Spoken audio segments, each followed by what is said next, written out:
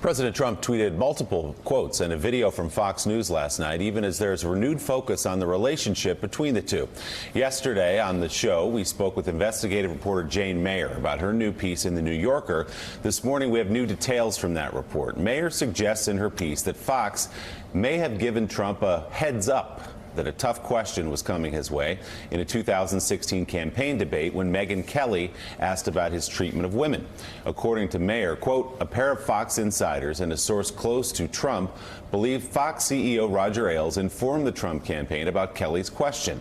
Two of those sources say that they know of the tip-off from a purported eyewitness. In addition, a former Trump campaign aide says a Fox contact gave him advance notice, of a different debate question, which asked the candidates whether they would support the Republican nominee regardless of who won.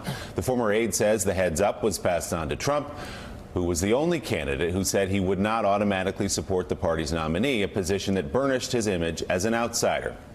Jane Mayer also reports that Fox News knew about the alleged sexual encounter between Donald Trump and Stormy Daniels and the subsequent payment to buy her silence before the election.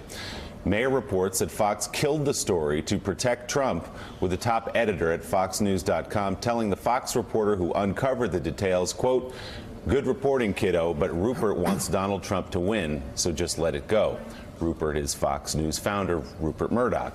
The former Fox executive Ken LaCorte denies making that comment, but does not deny killing the story, saying it did not hold up to the network's standards at the time. We should note Mayer's reporting has not independently been verified by NBC News. Mayer's new piece also delves into AT&T's $85 billion merger with Time Warner, which recently was upheld by a federal appeals court. Back in October 2016, then candidate Donald Trump spoke out against the merger, which included CNN, stating that was, quote, a deal we will not approve in my administration. A year later, Trump said while he felt the merger was not a good deal for the country, he would, quote, was not going to get involved in litigation. However, Mayer reports that in the late summer of 2017, a few months before the Justice Department filed suit, Trump ordered Gary Cohn, then director of the National Economic Council, to pressure the Justice Department to intervene. So according to a well-informed source, Trump called Cohn into the Oval Office along with John Kelly, who'd become chief of staff, and said in exasperation to Kelly, I've been telling Cohn to get this lawsuit filed and nothing's happened. I've mentioned it 50 times and nothing's happened. I want to make sure it's filed. I want that deal blocked. Mayer continues. Cohn evidently understood that it would be highly improper for a president to use the Justice Department to undermine two of the most powerful companies in the country as punishment for unfavorable news coverage and as a reward for a competing news organization that boosted him. According to the source, as Cohn walked out of the meeting, he told Kelly, don't you effing dare call the Justice Department. We're not going to do business that way. A source who spoke to NBC News and asked not to be identified confirmed that Cohn told the source there was pressure from President Trump to block the merger. NBC News had reached out to the White House for comment. AT&T declined to comment on that article. Let's bring in the co-founder and CEO of Axios, Jim Vandehei. Jim, good morning, man. There's a lot to wade through there. Let's go to the CNN thing first, the AT&T merger with Time Warner that was upheld by a federal appeals court recently, by the way. According to your reporting, is this about the way things went with Gary Cohn being approached by the president and saying, basically, Gary, make sure this thing doesn't go forward?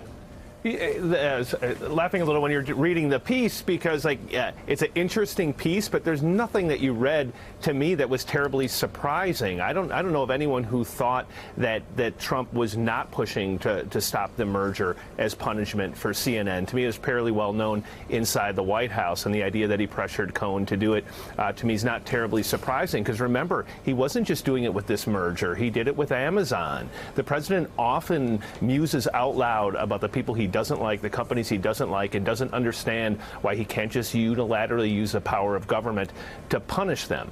The other piece in terms of the relationship with Fox News, I can't think of a time in American history where a media company has been more merged with a presidency. The president watches literally now anywhere from 2 to 4 hours of Fox News a day. If you look at his tweets, the people that he cites as evidence of his support or new ideas, is about 80% Fox News hosts. He hired Bill Shine, who was essentially producing much of Fox News, to produce the presidency like he produced Fox News. His relationship with Rupert Murdoch, his son-in-law's relationship with Rupert Murdoch, has been strong and steady since the beginning of the presidency. And so it's a fascinating look, I think, into a dimension that gives him his staying power, because this stuff is related to what you were talking about with Jerry Nadler and in this sort of document request.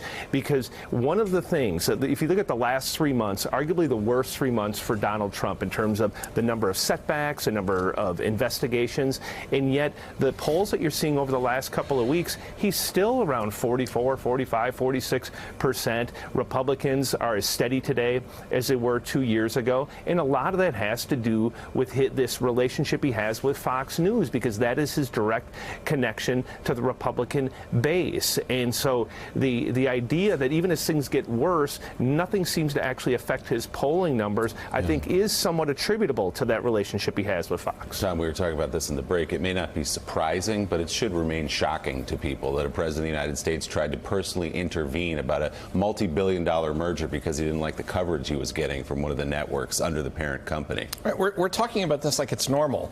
Oh, well, of course the president wanted to block a merger because his, critics didn't like him, and of course he was, using executive power in a completely inappropriate way. It's, that's just Tuesday.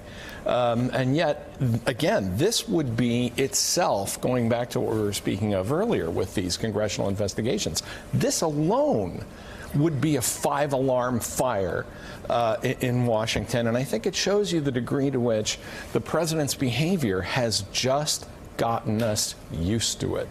That we've just gotten used to this kind of behavior, when even 2 years ago we would have been appalled and calling for investigations and subpoenas and other forms of looking into this that I think would have been really important.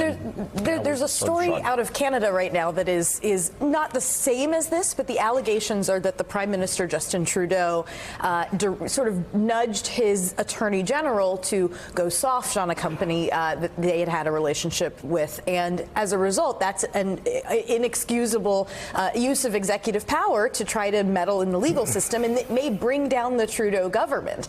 And so the idea that this is the biggest political scandal in Canada in a decade, and yet here it's, the sixth headline in a given day, is just, I think, speaks to the insanity of the moment that we are in. John Lemire, we just put up a tweet from George Conway, of course, husband of Kellyanne Conway. He wrote this about the reported blocking of the AT&T Time Warner lawsuit, attempted blocking. Quote, if proven, such an attempt to use presidential authority to seek retribution for the exercise of First Amendment rights would unquestionably be grounds for impeachment. Again, that's George Conway, Kellyanne Conway's husband. Dinner at their house must be so fun.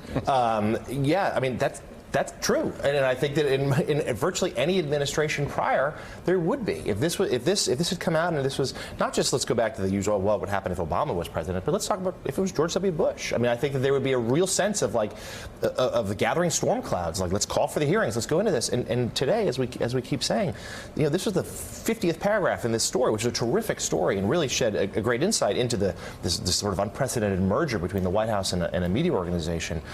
This is certainly, I think, the Democrats will look into this. You will see calls. I'm sure Gary Cohn will be asked about this to testify.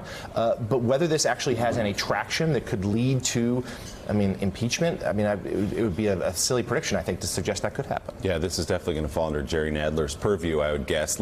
Thanks for checking out MSNBC on YouTube, and make sure you subscribe to stay up to date on the day's biggest stories. And you can click on any of the videos around us to watch more from Morning Joe and MSNBC. Thanks so much for watching.